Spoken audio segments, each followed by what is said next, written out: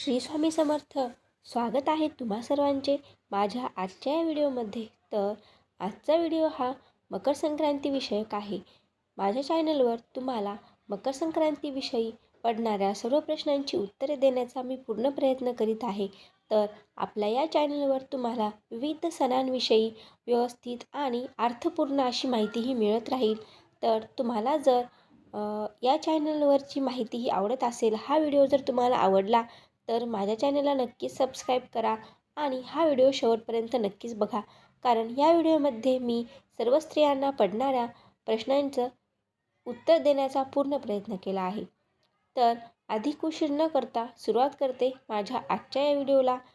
तर मकर संक्रांत 2026मध्ये 14 जानेवारी बुधवार रोजी आलेली असून मकर संक्रांतीने यावर्षी पिवळ्या रंगाचे वस्त्र परिधान केले आहे.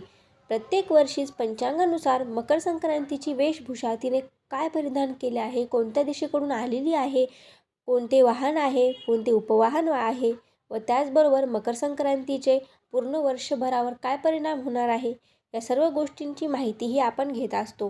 तर पूर्वीच्या काळामध्ये प्रत्येक गावोगावी ब्राह्मण लोक प्रत्येकांच्या घरी जाऊन मकर संक्रांतीचे वर्णन हे करीत असे. म्हणजेच मकर संक्रांतीची स्तुती करत असे.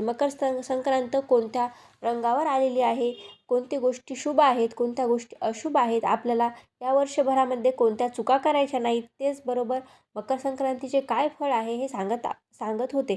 परंतु आजकालच्या या जीवनामध्ये, धक्काधक्कीच्या या जीवनात त्या प्रकारचे लोक आता राहिलेले नाहीत. शहरी भागामध्ये अशा प्रकारची परंपरा, प्रथा ही नाही. खेडेगावामध्ये अजूनही प्रथा ही चालू आहे. तर त्यामुळे आपल्याला अशी माहिती ही फक्त आणि फक्त यूट्यूबवरून किंवा गुगलवरच मिळू शकते. तर मकर संक्रांतीने यावर्षी पिवळ्या रंगाचे वस्त्र परिधान केले असून तिचे वाहन वाघ असून उपवाहन हा घोडा आहे. तसेच मकर संक्रांतीने केशराचा टिळा लावलेला आहे. हातामध्ये वासाकरिता जाईचे फूल घेतलेले आहे. हातामध्ये गदा आहे, शस्त्र आहे. त्याचबरोबर सर्पजाती असून नक्षत्र नाव व वार नाव मंदाकिनी आहे. समुदाय मुहूर्त 30 आहेत. पूर्वेकडून येत आहे व पश्चिमेस जात आहे आणि वायव्य दिशेस पाहत आहे. त्याचबरोबर मकर संक्रांतीने भूषणार्थ मोती धारण केलेला आहे आणि पायस भक्षण करीत आहे. तर मकर संक्रांतीचे यावर्षीचे स्वरूप हे अशा प्रकारे आहे. तर असे म्हणतात की मकर संक्रांतीने ज्या रंगाचे वस्त्र परिधान केले आहे किंवा जे आभूषण घातलेले आहेत ते आपल्याला मकर संक्रांतीच्या काळामध्ये वर्ज्य करायचे असते. तर आता सर्व स्त्रियांना हा प्रश्न पडत आहे की मकर संक्रांत जर पिवळ्या रंगावर आलेली असेल तर मग हळदही पिवळ्या रंगाचीच असते. त्यानंतर सोन्याचे जे दागिने असतात तेही पिवळ्या रंगाचे असतात. तर मग ते घालावे की नाही, हळदी कुंकू करावे की नाही, हळद देवपूजेमध्ये वापरावी की नाही. तर हळद ही अतिशय पवित्र आहे आणि गुणकारीही आहे. त्याचबरोबर देवाची पूजा ही हळद आणि कुंकाशिवाय अपूर्ण असते. हळद जरी पिवळ्या रंगाची असली तरी देखील आपल्याला हळद ही मकर संक्रांतीच्या दिवशी नक्कीच वापरायची आहे. कारण देवीने केशराचा टिळा लावलेला आहे, हळदीचा नाही. त्यामुळे मकर संक्रांतीने ज्या वस्तू परिधान केलेल्या आहेत फक्त त्याच आपल्याला वर्ज्य करायच्या आहेत. म्हणून आपण हळदही वापरू शकतो. त्यानंतर दुसरा प्रश्न म्हणजे सोन्याचे दागिने घालावे का? तर हो, तुम्ही सोन्याचे दागिने घालू शकता.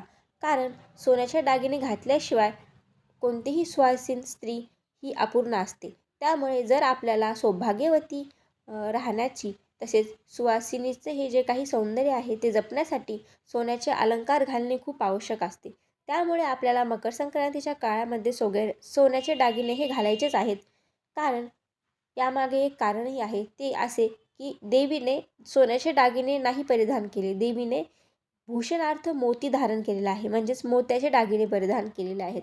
त्यामुळे आपल्याला यावर्षी मोत्याचे दागिने घालायचे नाहीत. सोन्याचेच अलंकार आपल्याला परिधान करायचे आहेत.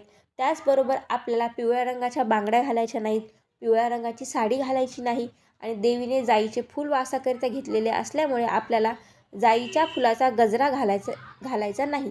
त्या व्यतिरिक्त तुम्ही मोगऱ्याचा फुलाचा गजरा केसामध्ये माळू शकता, सोन्याचे दागिने घालू शकता, हळदही तुमच्या देवपूजेमध्ये व मकर संक्रांतीच्या वाण देत असताना वापरू शकता.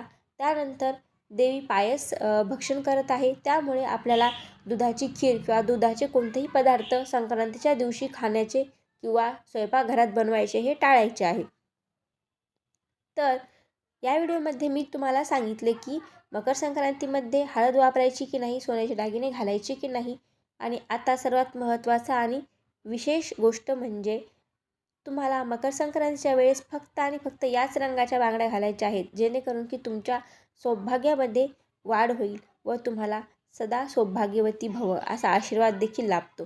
तर त्या कोणत्या रंगाच्या बांगड्या आहेत ज्या घातल्याने तुम्हाला सौभाग्य पूर्ण झाल्यासारखे वाटते? तर त्या आहेत हिरव्या रंगाचा चुडा, जो की प्रत्येक स्त्री आपल्या लग्नामध्ये घालत असते. हिरवा रंग हा अतिशय शुभ मानला जातो सौभाग्यवती स्त्रियांसाठी. जर तुम्ही हिरव्या रंगाचा चुडा घातला तर नक्कीच तुमचे सौभाग्य हे वृद्धिंगत होईल. तर यावर्षीच्या मकर संक्रांतीमध्ये तुम्ही हिरव्या रंगाचा चुडा हा अवश्य घाला. असेल सोन्याच्या बांगड्या तुमच्याकडे तर त्यामध्ये तुम्ही सोन्याच्या बांगड्याही ॲड करू शकता व हिरव्या रंगाचा चुडा घातला तर सौभाग्यवती स्त्री ही अतिशय सुंदर आणि सर्व स्त्रियांमध्ये तुम्ही नक्कीच उठून दिसाल. त्यामुळे या वर्षीच्या मकर संक्रांतीमध्ये तुम्ही हळद वापरू शकता, सोन्याचे दागिने घालू शकता आणि हिरव्या रंगाच्या बांगड्या ह्या नक्कीच आवर्जून घाला. तर आशा करते तुम्हाला या व्हिडिओमध्ये व्यवस्थित आणि सविस्तर अशी माहिती मिळाली असेल. तर पुन्हा भेटू अशाच एका व्हिडिओमध्ये. तोपर्यंत श्री स्वामी समर्थ आणि तुम्हा सर्वांना मकर संक्रांतीच्या हार्दिक शुभेच्छा.